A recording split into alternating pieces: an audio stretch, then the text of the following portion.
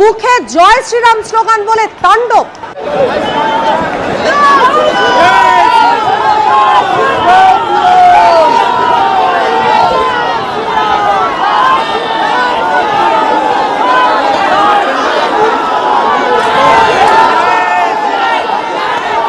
যুবভারতী স্টেডিয়ামে আজকে যে চরম বিশৃঙ্খলা দেখতে পাওয়া যায়, আমি সেই যুবভারতী স্টেডিয়ামে রয়েছি এবং সেইখানে যে ছবি দেখতে পাওয়া গেছে যুবকদের মধ্যে একটা ভিড় এবং সেখানে হাতে একটা গেরুয়া পতাকা এবং সেখানে মুখে জয় শ্রীরাম শ্রীরাম স্লোগান, সেটাও কিন্তু দেখতে পাওয়া গেছে।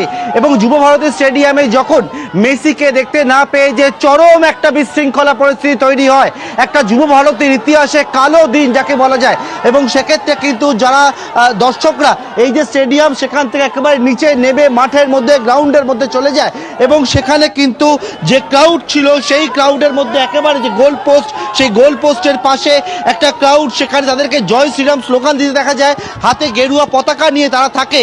এবং এক্ষেত্রে কিন্তু বিভিন্ন মহল থেকে নানা বিষয় ইতিমধ্যেই প্রশ্ন তুলতে শুরু করেছে।